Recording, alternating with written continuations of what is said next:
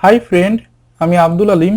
আমি লেখাপড়া করছি প্রেসিডেন্সি ইউনিভার্সিটি, গুলশান 2, ঢাকা। এবং আমি সিভিল ইঞ্জিনিয়ারিং ডিপার্টমেন্টের একজন স্টুডেন্ট। এবং আমি স্মরণ করছি আমার টিচারদেরকে। এখন আমি অ্যাডোবি ফটোশপ PS6 এর স্ক্রিন সম্পর্কে আপনাদের পরিচয় করিয়ে দেব। স্ক্রিনটা কিভাবে স্ক্রিনটা সাজাতে হয়। আমি সফটওয়্যারটি ওপেন করি। সফটওয়্যারটি ওপেন হলো অ্যাডোবি ফটোশপ PS6। অন করার পর ঠিক এমন একটি পর্দা আসবে। আমি যদি এখন ডিসপ্লে কালারটি চেঞ্জ করতে চাই, আমি এডিটে যাব।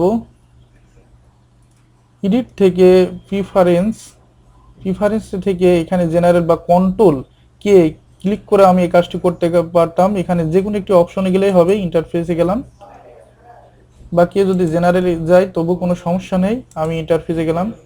এখান থেকে আমি যদি এই কালারটি হোয়াইট করে দিই, বা এখান থেকে আমি গ্রে করে দিতে পারি, যে কোনো। আমি এটা করে দিলাম, ওকে। এখন আমার বাম পাশে এই টুলবারগুলো দেখা যাচ্ছে, এর কাজ প্রতিটাই ভিন্ন ভিন্ন।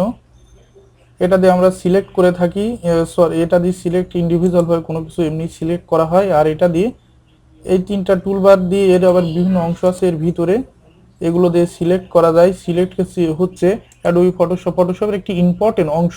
কোনো কিছু সুন্দর মতো সিলেক্ট করলে আমরা ইমেজটি সুন্দর মতো কেটে বের করে আনতে পারি। এটাও সিলেক্টেড অংশ। এর ভিতরেও আবার দুইটা অংশ আছে, ম্যাজিক 1 টুল এবং কোয়েক সিলেকশন টুল। এটা দিয়ে ক্রপ করে থাকি। এর মধ্যে আবার 3-4টা অংশ আছে। আমরা এটা দিয়ে ব্রাশ করে থাকি, এটা দিয়ে ক্লোন করে থাকি। এটা দিয়ে হিস্টোরি ব্রাশ টুল। এটা দিয়ে এটা দিয়ে হচ্ছে আমরা ব্যাকগ্রাউন্ড চেঞ্জ করে থাকি। এটা হচ্ছে বাকেট, এটাতে কোনো কিছু কালার চেঞ্জ করতে পারি। এবং ফটোশপের এইগুলো হচ্ছে আমরা মুভ করে, টেনে ধরে মুভ করে ইচ্ছে মতো যে কোনো একটি জায়গায় সেট করতে পারি। আমি ডিসপ্লে কালারটি পুনরায় দেখাই, এভাবে চেঞ্জ করা যায়। আমি কন্ট্রোল কে দিয়েও এই কাজটি করতে পারি। কন্ট্রোল কে, এটা আসলো ইন্টারফেসে যাব, ব্ল্যাক করে দিলাম। এখন আমি ওকে ক্লিক করে বের হয়ে আসলাম। আমার ডান পাশে এইগুলো আমি এভাবে টেনে আমি এগুলো চেঞ্জ করতে পারি। এমনকি আমি নিচের এই অংশটি কেটে ফেলাই দিকে এইগুলো, এটা ক্লোজ করে দিয়ে কাজ করতে পারি। এজন্য আমি রাইট বাটন ক্লিক করলাম, এটা ক্লোজ করলাম, এটা চলে গেল। আর যখনই আমি এখানে ক্লিক করব এবং তার অংশে, তার ভিতরে যতগুলো টুলবার আছে, টুলবারে দিয়ে কিভাবে কাজ করতে হয় সেগুলো এসে এই ডাইনামিক অবস্থায় আমার এই মূলত এই অপশনটি, এটা হচ্ছে ডাইনামিক। এটা এটা আমি টেনে ছেড়ে দিয়ে এদিকে আমরা মুভ করতে পারি ধরে। এটা ডাইনামিক অংশ। এখানে যখন ক্লিক করবে এর আন্ডারে যতগুলো আমার টুলবার আছে ঠিক এখানে এসে চলে আসবে। এটা ক্লিক করলেও সিমিলারলি এটা এখানে চলে আসবে, এখানে আমরা কাজ করতে পারি। এটা এটা এই যখন এখানে আমরা ক্লিক করি তার আন্ডারে এটা কাজ করি, এবং তার আন্ডারে যেগুলো চলে আসে এগুলো দিয়ে আমরা কাজ করতে এগুলো হেল্প করে আমাদের। এটা এটা এটা এগুলো পর্যায়ক্রমে আমরা আস্তে আস্তে কাজ করার সময় শিখে যাব। এবং এটা হচ্ছে টেক্সট, কোনো কিছু লেখার দরকার হলে এটা দিয়ে টেক্সট করা হয়।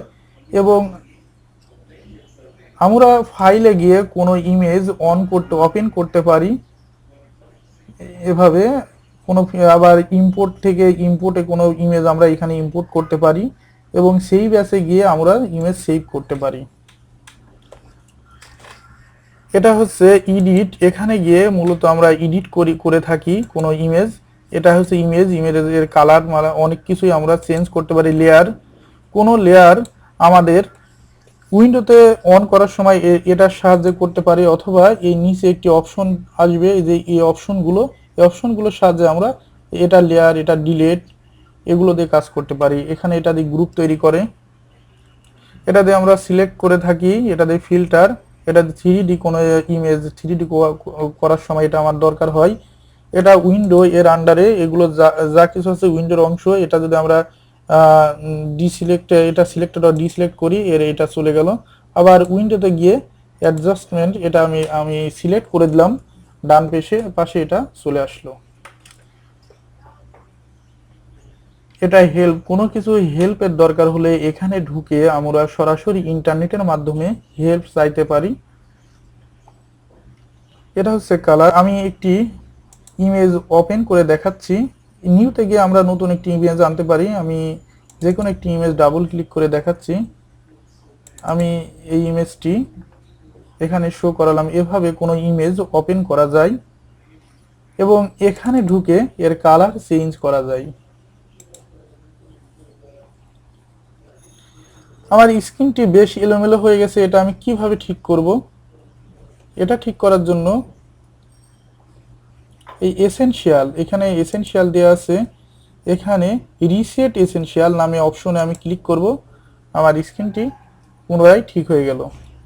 এখন এসেনশিয়ালের এখানে নিউ নিউ ইন CS6 এখানে আমরা দিতে পারি। এটা এটা এখনো সম্পূর্ণভাবে সেট হয়নি, এটা সেট হতে কিছুটা টাইম নিচ্ছে। এই যে এটা সেট হয়ে গেল। এখানে 3D তে ক্লিক করে এটা 3D করতে পারি। এটা মোশনে ক্লিক করে এটা আমি মোশন করে দিতে পারি। এভাবে আমরা যেটা দিয়ে কাজ করব সেই সিস্টেমটা সেই অপশনটা এখানে এনে সেই উইন্ডোতে আমরা কাজ করতে পারি।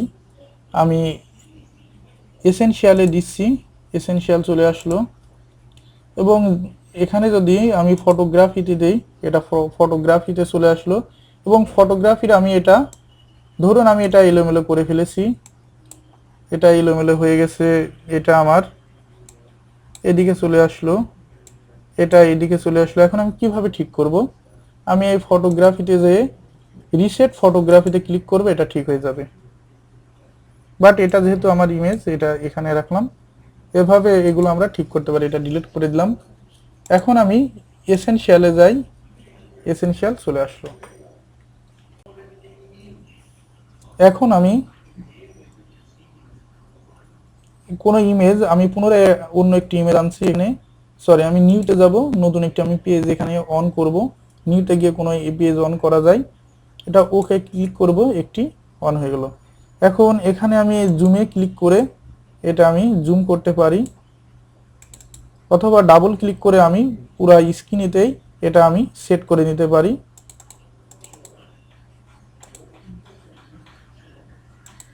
হ্যান্ডেলিং দিয়ে আমি এটা মুভ করাতে পারি। পুনরায় আমি জুম ক্লিক করে এটা মিনিমাইজ করে নিলাম।